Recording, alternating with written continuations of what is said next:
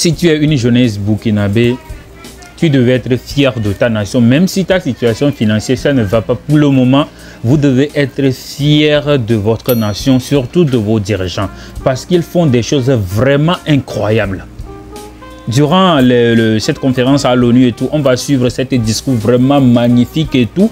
C'est le moment de nous affirmer, de nous montrer en fait au Coran qu'on n'est plus ces enfants, on n'est plus ces enfoirés, on n'est plus ces inconscients qui n'arrivent pas à prendre leurs dispositions pour leur faire face et tout.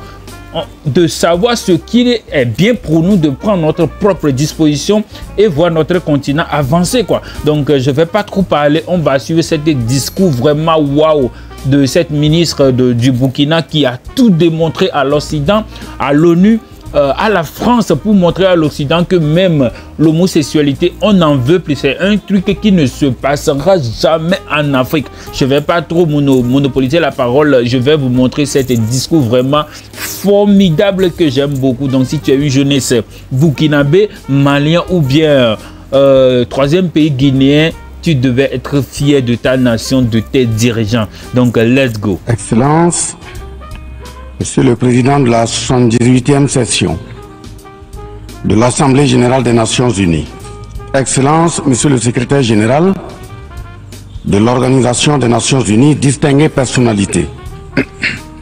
Au nom de son Excellence, le capitaine Ibrahim Traoré, président de la transition, chef de l'État, recevez les salutations fraternelles du peuple et du gouvernement du Burkina Faso.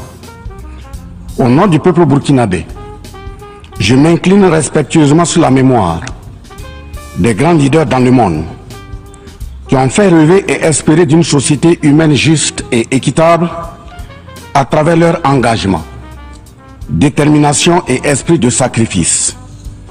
Je cite notamment Fidel Castro de Cuba, Patrice Émeric Lumumba du Congo, Modibo Keïta du Mali, Ruben Unyobé et Félix Mounier du Cameroun, Sylvanus Olympio du Togo, Che Guevara de l'Argentine, Martin Luther King et Malcolm X des États-Unis d'Amérique, Nelson Mandela de l'Afrique du Sud, Jomo Kenyatta du Kenya, Amical Cabral de la Guinée-Bissau et des îles Cap-Vert, Marianne Ngwabi du Congo-Brazzaville, le capitaine Noël Isidore Thomas Sankara du Burkina Faso, etc.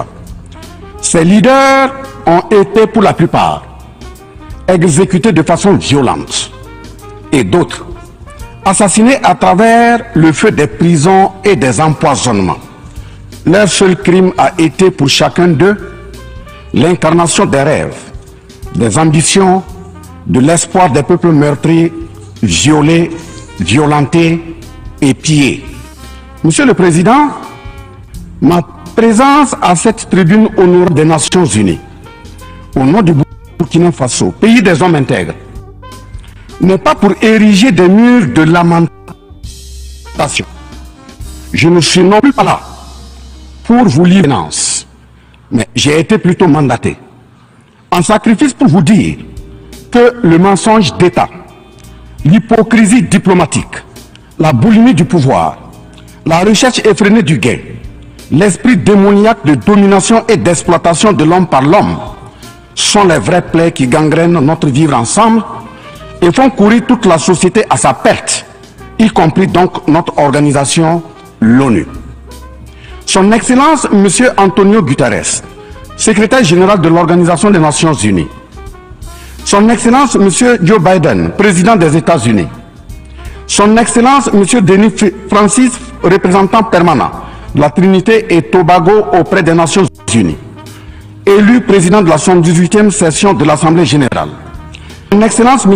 Luis Inácio Lula da Silva, président de la République fédérative du Brésil.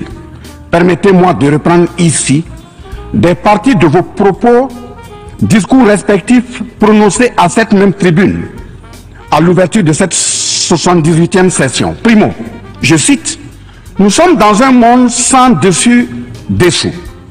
Des cadavres jonchent les plages où des milliardaires se prélassent. » Pour la deuxième personnalité, je cite, « Nous sommes à la croisée des chemins. Nous avons une cause commune, à savoir léguer à nos enfants un monde avec un bon climat social. Fin de citation. Pour la troisième personnalité, je cite, « Malgré les difficultés, nous pouvons nous en sortir. Ce ne sont pas les capacités qui manquent, mais la volonté politique. Sinon, nous pouvons apporter le progrès et la paix pour tous. » Fin de citation. Pour la quatrième personnalité, je cite, « Il y a dissonance entre les discours et les pratiques, les faits. Le Conseil de sécurité de l'ONU est paralysé. L'ONU doit assumer ses fonctions d'un monde solidaire et équitable, conformément aux principes édictés dans la charte. Cela suppose qu'on ait le courage de lutter contre les inégalités. » Fin de citation.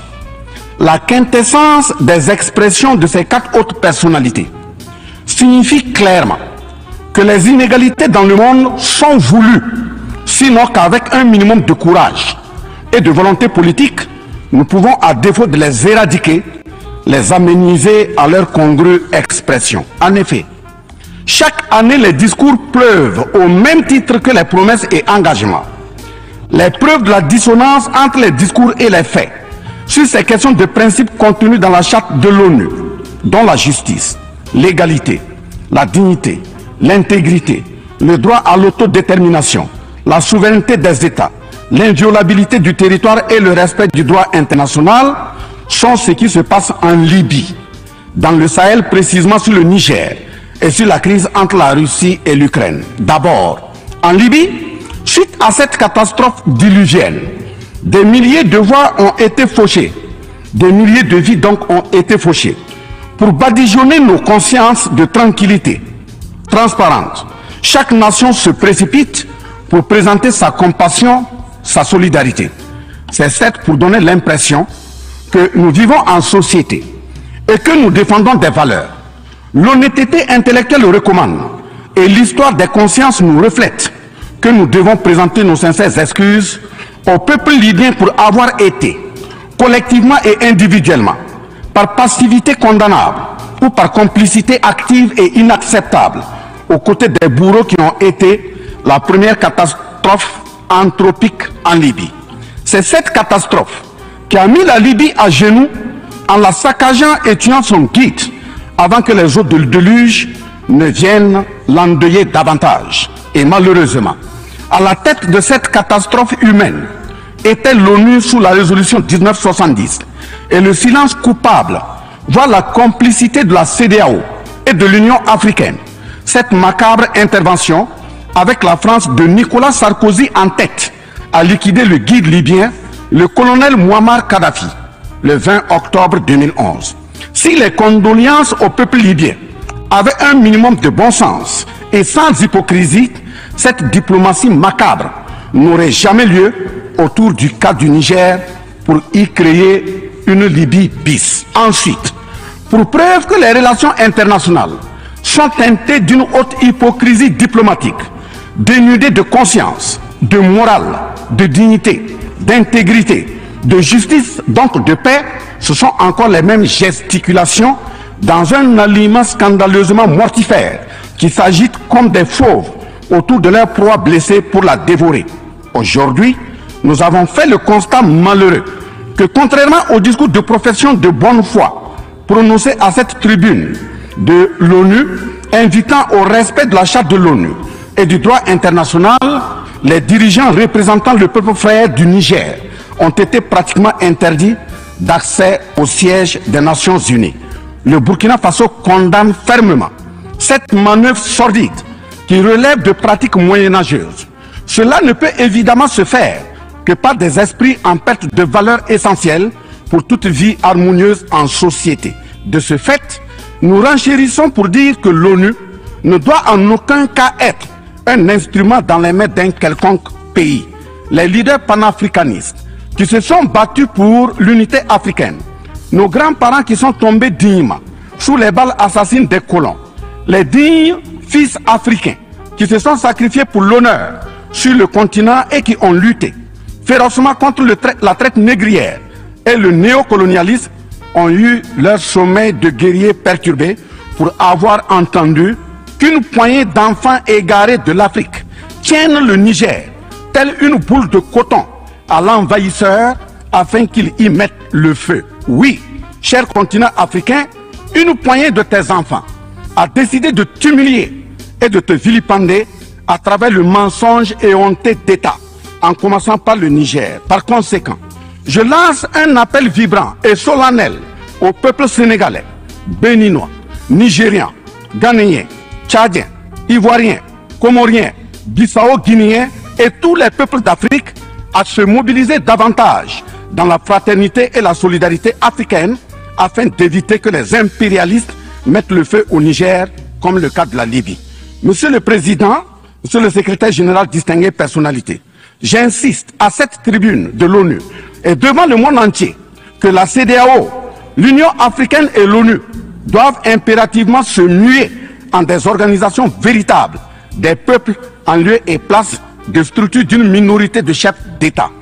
Elles ne doivent pas être utilisées et instrumentalisées pour déstabiliser des pays frères en assassinant leurs leaders. Ce n'est qu'à ce prix que la charte de l'ONU et le droit international auront un sens. Enfin, parlant de la charte de l'ONU et du droit international, un conflit entre la Russie et l'Ukraine est entretenu et voulu par certaines puissances. Ainsi, plusieurs pays occidentaux, notamment les États-Unis et l'Union européenne, y ont déversé toute sorte de soutien, notamment militaire. Les populations civiles ukrainiennes, engagées comme volontaires, dont certains pilotent même des chars, sont félicités et traités de patriotes. Le Mali, le Niger et le Burkina Faso font face à une guerre qui leur a été imposée par l'impérialisme sous le couvert de terroristes de tout acabit, sémant terreur et désolation. Malgré l'existence de cette même charte des Nations Unies, avec ses principes d'égalité, de justice d'une part, et d'autre part, le même droit international invoqué, à cette tribune de l'ONU, il y a nettement un fossé abyssal dans le traitement des questions. En effet, prenant le cas du Burkina Faso, les populations civiles, face aux incursions barbares et meurtrières des terroristes, ont décidé de s'engager aux côtés des forces de défense et de sécurité. Ces populations ainsi engagées, formées et encadrées par les FDS, sont appelées des volontaires pour la défense de la patrie. Ainsi, au Burkina Faso, nous avons 58 000 VDP, dont 42 000 VDP communaux et 16 000 VDP nationaux qui combattent sur tous les fronts aux côtés des forces de défense et de sécurité formées, encadrées, orientées par elles. Celles-ci n'agissent que sur instruction et surveillance des FDS et conformément à des textes réglementaires en vue de protéger leur vie et leurs biens. Ce sont ces patriotes que certains chefs d'État de la CEDEAO et de l'Union africaine, sur instrumentalisation de puissances impérialistes capitalistes, tentent de faire croire à la communauté internationale que ce sont des milices. C'est cela le mensonge éhonté d'État. Monsieur le Président, si la communauté internationale était honnête et sincère dans son engagement contre le terrorisme, il ne perdurera point, de sorte à ce que des populations civiles s'engagent et se forment pour assurer leur propre défense. Parlant d'un manque de franchise de cette communauté internationale, voici les exemples. Premièrement, lorsque le Mali, le Burkina Faso, le Niger et d'autres pays se sont organisés sur leurs frontières communes en mutualisant leurs forces pour faire face aux terroristes, la France est venue de nulle part imposer son instrument qu'est le G5 Sahel. Aujourd'hui, la CEDEAO, qui a subitement une force d'intervention pour rétablir des démocraties, a annoncé un apport de 2 milliards de dollars US. Mais à la création de cette G5 Sahel, jusqu'à nos jours, à sa vaporisation, cette CEDEAO n'a pu débourser que 25 millions de dollars, 25 millions de dollars US. Où est donc le sérieux dans la défense des vies humaines prônée par la Déclaration universelle des droits de l'homme et des peuples? Deuxièmement, le Burkina Faso subit des sanctions cyniques suite au coup d'État du 30 septembre 2022. Cette nébuleuse dite communauté internationale, sous l'impulsion de la France qui est passée par ses valets locaux en Afrique, a tenté d'abord de faire nommer un premier ministre au Burkina Faso en vain. Ensuite, ils sont passés à l'imposition de ministres dans des postes stratégiques au sein du gouvernement burkinabé en vain. Et enfin, ils ont négocié le maintien des relations afin que le capitaine Ibrahim Traoré mette en œuvre tout ce qu'ils décideront, condition sine qua non d'une durée à souhait au pouvoir. L'ayant aussi refusé au nom de l'intérêt supérieur de son peuple, une avalanche de mesures répressives, de menaces, de tentatives de coup d'État, manœuvres immorales sont en élaboration dans des laboratoires criminels. Et malheureusement, toutes ces manœuvres et missions macabres sont pilotées en marionnettes téléguidées par des personnages de couloir présidentiel africains. C'est ainsi que même cette fameuse initiative d'Accra, sans le Mali, n'a pas fait long feu. Troisièmement, en plus des coupures d'aide, d'annulation de conventions de formation de nos forces de défense et de sécurité, nous assistons au blocage de notre matériel militaire, commandé avec la sueur de nos compatriotes, toujours sous l'impulsion de la France. En exemple, pour les vecteurs aériens nécessaires pour le contrôle et la défense du territoire, nous avons eu un contrat avec le Brésil, dont la licence d'armes devait provenir de la Belgique, et le système de navigation de tir ainsi que des caméras des États-Unis d'Amérique, puis un moteur du Canada. Ces moyens sont aujourd'hui fallacieusement et cyniquement bloqués. Vous parlez de défense des droits humains à cette tribune de l'ONU. Je vous invite donc à nous livrer incessamment nos armes pour la défense et la protection de nos populations meurtries. En tout état de cause, vous êtes solennellement saisis. Et si rien n'est fait, l'histoire vous tiendra responsable de non-assistance à personne en danger. Monsieur le Président, Monsieur le Secrétaire Général, ce tableau peu reluisant de cette communauté internationale, caractérisée par la non-assistance à États en proie au terrorisme, l'hypocrisie internationale, la suprématie de quelques puissances au sein de l'ONU, la complicité au pillage de l'Afrique, etc., ne commande-t-il pas la traduction de cette communauté internationale devant la Cour pénale internationale? En un mot, notre sécurité sera assurée par nous-mêmes en priorité et non par quelqu'un d'autre. Sur la question de la présence de Wagner au Burkina Faso, chantée par une certaine presse téléguidée depuis l'Élysée, je répondrai ceci. Oui, Monsieur le Président, c'est nous les Wagner du Burkina Faso. Oui, ces braves forces de défense et de sécurité et volontaires pour la défense de la patrie sont les Wagner du Burkina Faso. Par conséquent, du haut de cette tribune de l'ONU, je magnifie le sacrifice de tout patriote au nom de l'intérêt national. Je salue vivement la mémoire de tous ceux qui sont tombés les armes à la main et magnifie le courage et l'intégrité de ceux qui sont toujours en vie et foncent inexorablement et de façon sacrificielle vers la victoire de notre peuple et la sauvegarde de notre patrie. Au lieu de nous aider à arrêter cette saignée humaine, ce sont des accusations fallacieuses, des mensonges éhontés d'État, englobés dans une diplomatie d'hypocrisie et des menaces voilées pour nous indiquer des partenaires à fréquenter et des conduites à tenir. Nous disons non.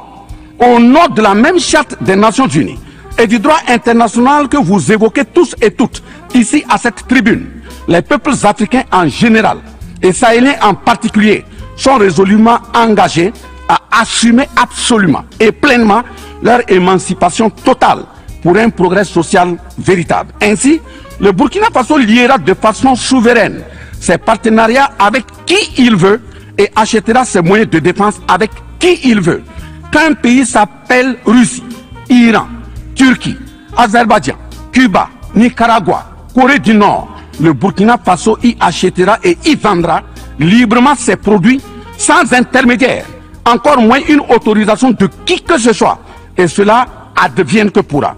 Monsieur le Président, Monsieur le Secrétaire Général, parlant toujours d'hypocrisie et de mensonge d'État, dans cette question de lutte contre le terrorisme, en général et dans le Sahel en particulier, voici d'autres faits que vous n'ignorez certainement pas et j'en suis certain. Primo, dans le Sahel, nous avons près d'une dizaine de milliers de soldats d'armées étrangères, composés en majorité de soldats français, mais également des soldats américains, allemands, italiens, etc., avec des armes, des matériels volants et de surveillance les plus sophistiqués au monde. Et malgré tout, personne ne voit des colonnes de centaines de terroristes se déplacer pour aller servir la désolation et la mort, souvent avec des armes inimaginables. Au Mali, au Niger et au Burkina Faso, il n'y a ni usine de fabrique d'armes, ni de munitions. Qui recrute donc ces terroristes? Qui les entraîne? Qui les dote en permanence? Qui les nourrit et avec quels moyens? Croyez-vous à cette philanthropie au nom de laquelle des Occidentaux vont envoyer leurs militaires au Sahel mourir pour des beaux yeux des Sahéliens? Si oui, qu'est-ce qui justifie les énervements et autres gesticulations puériles et diplomatiques dès qu'on dit à la France de déguerpir militairement? La vraie raison, ce sont les ressources du sous-sol au Sahel. En effet, l'Assemblée nationale française a voté la loi numéro 057-7-27 du 10 janvier 1957, parue dans le journal officiel de la République française du 12 janvier 1957, portant création de l'Organisation commune des régions sahariennes, OCRS, qui regroupe des parties du Mali, du Burkina Faso, du Niger, de la Mauritanie, de l'Algérie, etc. Cette zone n'a jusque-là pas d'égal dans le monde en termes de richesse de sous-sol. À titre d'exemple, la nappe phréatique la plus importante va de la Mauritanie à la Somalie, en passant par le Mali, l'Algérie, la Libye, le Niger, etc. Le journal Le Monde du 23 juin 1957 avançait le chiffre de 6 à 7 millions de tonnes de pétrole comme production potentielle annuelle du Sahara. En plus de ces ressources naturelles, nous avons l'uranium, l'or, le cobalt, le zinc, le diamant, le lithium, le cuivre, etc. Si vous, les Occidentaux, vous aimez tant les Sahéliens pour y amener vos militaires, mourir au nom de la démocratie, de la liberté, des droits humains et de la paix, pourquoi tout le continent africain, qui compte 1,3 milliard d'habitants, dont le deuxième continent le plus peuplé, avec 30 415 873 km² et 54 États, n'a aucun siège permanent au sein du Conseil de sécurité avec un droit de veto? N'est-ce pas là, au-delà d'un crime d'État, un crime onusien? Donc, acte aux mentions diplomatiques grossiers consistant à dire que ces puissances impérialistes viennent au Sahel pour défendre la démocratie et des droits humains. Parlant de droits humains, je vous rappelle que la première charte au monde sur cette question de droits humains de l'homme est bien celle de Kouroukan-Fougan de 1236 au Mandé actuel Mali.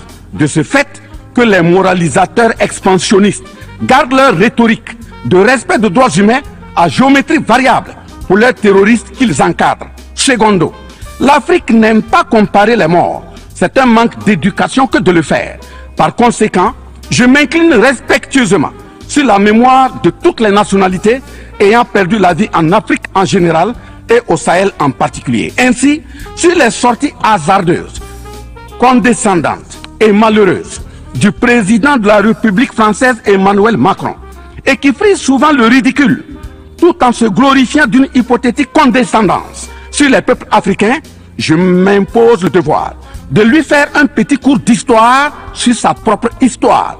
Voilà pourquoi les salles de classe sont faites pour que les enfants apprennent les cours et grandissent bien, que de s'adonner à autre chose, au risque de se perdre à jamais. Mais pour commencer, je précise qu'aucun peuple africain ne s'est opposé au peuple français. Il n'y a pas donc de sentiment anti-français en Afrique. Il n'y en aura jamais du fait de notre légendaire hospitalité et amour du prochain.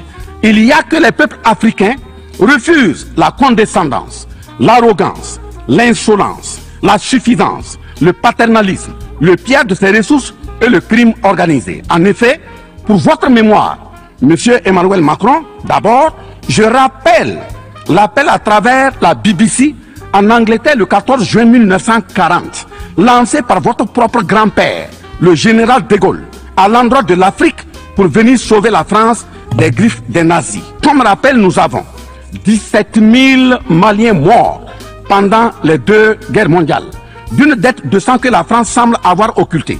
S'ils le veulent, qu'ils aillent dans le livre confère livre de Bakary Kamian, professeur agrégé de l'université Sorbonne.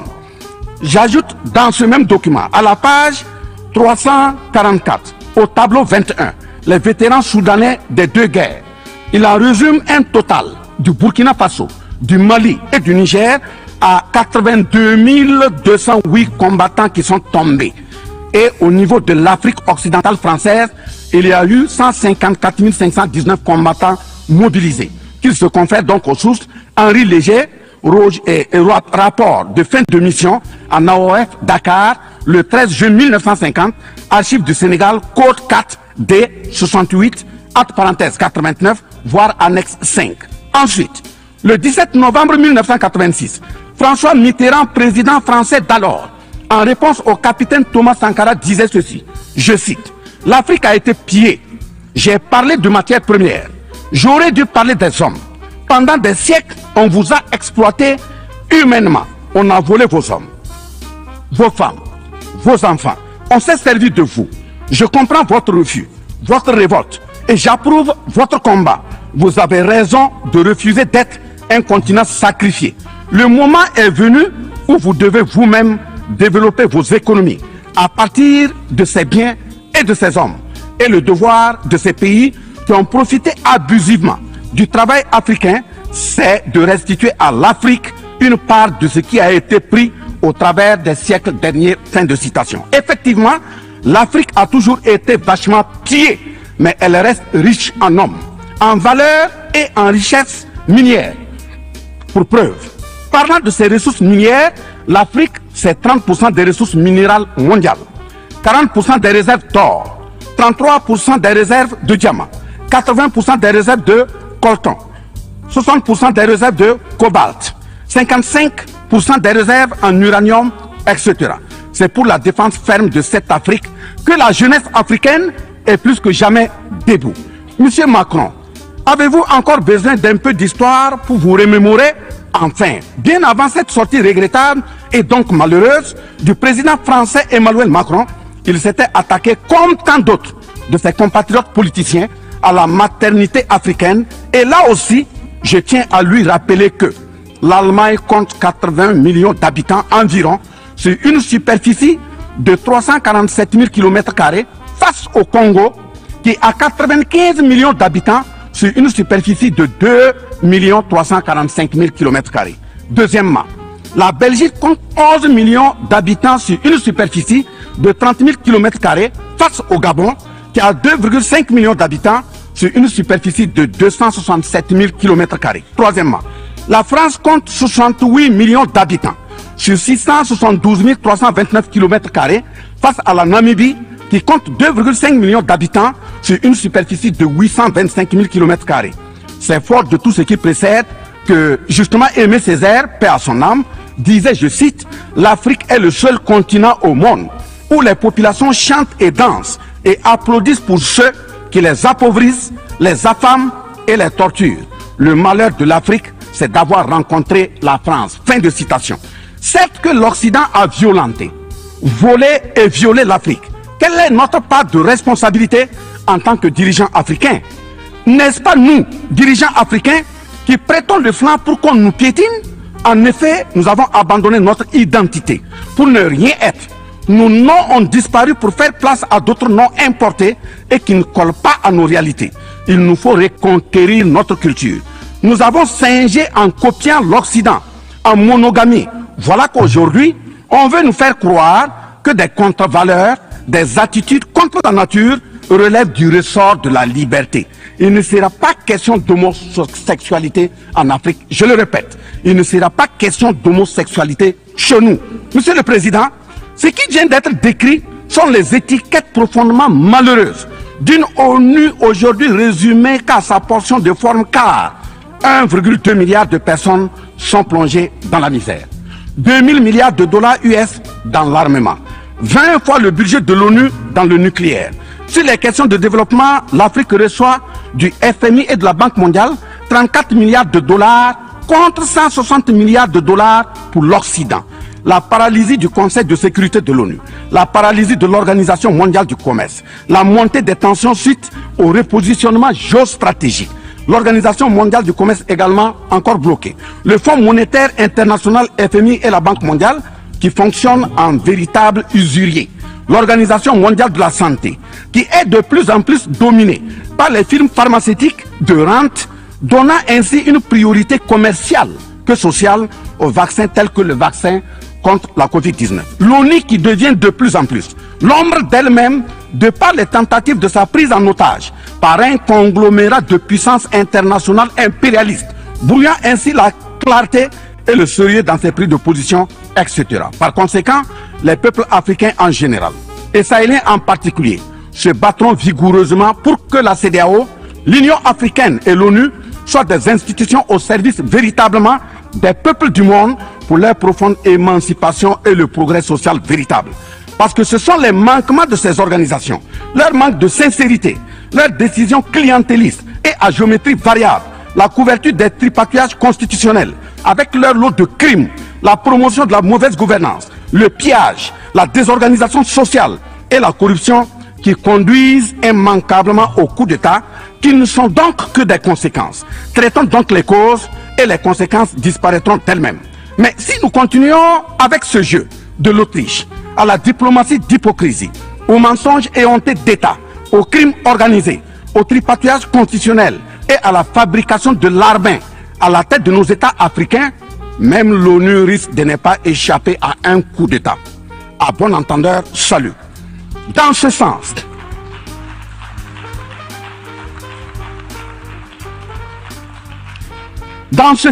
et afin de prendre leur destin en main, le Mali, le Niger et le Burkina Faso ont signé l'Alliance des États du Sahel, en abrégé AES. L'AES est une architecture pour la sécurisation de nos pays, partant du traité révisé de l'autorité de développement intégré de la région du Liptako-Gourma. Prenant en compte la situation sécuritaire et surtout le manque de franchise dans le partenariat, il s'agit de compter sur nos propres ressources en recherchant la mutualisation de nos moyens et à œuvrer à faire disparaître les discontinuités dans les espaces de manœuvre opérationnels. Monsieur le Président, je vous signifie avec force et fermeté, dans une haute et intelligible voix que, primo, nous, peuple africain, sommes foncièrement démocrates. Pour preuve, notre attachement à la dignité humaine transcende la démocratie. Ce que nous refusons, c'est moins donc la démocratie que le piège de la démocratie qui nous est tendu. Ainsi, la démocratie électoraliste s'est avérée un moyen de contrôle de nos États à travers le jeu de chaises musicales de dirigeants très souvent imposteurs, corrompus, voleurs, violeurs de constitution, car étrangers au seul intérêt de nos États africains qui vaillent. Secondo, nous Africains sommes-nous aujourd'hui reconnus dans notre dignité d'homme au sens de un homme égal à un homme? La réponse assurément est non, au-delà des convenances circonstanciées, pour nous endormir et mieux nous asservir. Triste pour le continent noir, reconnu scientifiquement comme berceau de l'humanité, mais dans la réalité humilié, placé sous contrôle dominé. Des indépendances factices aux guerres fratricides, de la démocratie électoraliste aux aides biaisées, des guerres de rapine au terrorisme malicieusement fabriquées, entretenues et injectées dans nos contrées africaines, notamment au Mali, au Burkina Faso et au Niger. Il y a une seule constante: nous dominer, maintenir le pied sur notre cou, tel le cas de notre malheureux frère George Floyd aux États-Unis, ici même. Est-ce cela la démocratie? Et il se trouve des partisans de cette conception étriquée de la liberté pour justifier intellectuellement l'asservissement et la barbarie contre nos peuples en lutte pour leur dignité et leur souveraineté au nom d'un principe paradoxal de liberté qui, in fine, assassine la liberté. Oh liberté, quel crime n'a-t-on pas commis en ton nom? C'est pourquoi nous décidons désormais de dire non. Non à tous ces amis qui veulent du bien au point de nous menacer de guerre pour imposer leur amitié. Nous adapterons notre démocratie tant brandie et chantée par des loups dans des pots de bélier afin de sécréter par nous-mêmes le leadership politique adéquat pour nos peuples en vue de leur bonheur. Oui, l'émancipation totale et le progrès social véritable pour nos peuples constituent la finalité de toute action, qu'elle soit politique, économique, socio-culturelle et ou sécuritaire. Troisièmement, les peuples africains en général et ceux sahéliens en particulier ont découvert des chaînes d'aliénation économique, sécuritaire, socio-culturelle matérialisées en accord secret avec la France et sont engagés à les casser pour leur émancipation véritable. Ce sont entre autres, premièrement, la dette coloniale. Nous n'allons pas fermer les yeux et la payer tout en laissant nos populations mourir de faim et de soif et voire de maladie. Deuxièmement, la question de la monnaie dont le franc CFA, appelé franc des colonies françaises d'Afrique, n'est pas une priorité africaine. Au plan juridique, la propriété est le droit de jouir et disposer des choses de la manière la plus absolue. Confère article 544 du Code civil français chez eux-mêmes. Un brevet est donc détenu par la France sur le franc CFA. Elle est par conséquent propriétaire du franc CFA et elle la loue aux États francophones africains. Ce qui est marrant en plus est que le billet produit par la France pour l'Afrique de l'Ouest diffère de ceux de l'Afrique centrale en valeur monétaire sous la même appellation franc CFA. Le seul document reconnaissant le franc CFA est le décret numéro 45-0136 du 26 décembre 1945 dont les signataires furent Charles de Gaulle, président du gouvernement provisoire, René Pleven, ministre des Finances, et Jacques Soustel, ministre des Colonies. Quatrièmement, la priorité aux intérêts aux entreprises françaises dans les marchés publics et appels d'offres publics, c'est terminé. Cinquièmement, le droit exclusif de fournir des équipements militaires et de former les officiers militaires des colonies, là également c'est terminé, etc. Quatrièmement, personne n'applaudit un coup d'État. Mais si nous ignorons que ces coups d'État sont souvent des conséquences de la mauvaise gouvernance et des tripatouillages constitutionnels pour s'offrir des mandats supplémentaires, il y en aura toujours. Donc, ayons la lucidité de combattre les vraies causes en restant exigeants sur le respect des règles démocratiques et de la bonne gouvernance. Cinquièmement, les peuples africains ne sont pas opposés au peuple français, mais c'est plutôt la politique française, pleine de condescendance, qui est rejetée. En effet, la France, en refusant le rapatriement de son ambassadeur récusé au Niger, est une violation du droit international, notamment l'article 9 alinéa 1 et 2 de la Convention de Vienne sur les relations diplomatiques de 1961. En décidant de l'interdiction des artistes du Burkina Faso, du Mali et du Niger en France, c'est une méconnaissance très grave de la portée culturelle en tant que moteur d'équilibre familial, communautaire, voire national. L'artiste est un médecin du psychique, même à distance. En déclarant qu'ils ne veulent pas de chômeurs, de migrants, de voleurs, etc. en France, nous en Afrique en général, et au Sahel en particulier, ce sont les producteurs de chômeurs et de voleurs via le pillage cynique de nos ressources que nous ne voulons pas. Mais sincère reconnaissance au peuple du monde, à l'ensemble des personnalités à tous les niveaux dans le monde qui comprennent et accompagnent le Burkina Faso, le Mali et le Niger dans cette montée certes difficile, mais s'adhère totale sur le chemin de la pleine émancipation, l'expression de la dignité, de l'honneur, de la liberté, de l'égalité, de la prospérité, de la justice et donc de la paix. Face à la situation que traverse le Burkina Faso, le gouvernement burkinabé a mis en œuvre des actions vigoureuses à travers l'adoption d'un nouveau plan de développement, le plan d'action pour la stabilisation et le développement et ses 4 axes prioritaires qui sont, premièrement, la lutte contre le terrorisme et la restauration de l'intégrité territoriale. Deuxièmement, la réponse à la crise humanitaire. Troisièmement, la réponse de l'État à l'amélioration de la gouvernance. Et pour terminer, le dernier élément, la réconciliation nationale et la cohésion sociale. Ces efforts visent à offrir à la population burkinabé de meilleures conditions de vie, tout en saluant l'ensemble des partenaires à travers le monde qui nous accompagnent. Nous invitons vivement ceux qui sont toujours dans le doute ou tétanisés par des rapports au contenu faux qu'ils sont les bienvenus au Burkina Faso, à condition que le partenariat cadre avec la vision de la transition résumée dans ces 4 axes. Vive l'ONU, vive la 78e session, vive les peuples en lutte, vive la solidarité entre les peuples, vive l'Afrique libre, vive l'Alliance des États du Sahel, vive le Burkina Faso, la patrie ou la mort, nous vaincrons. Je vous remercie.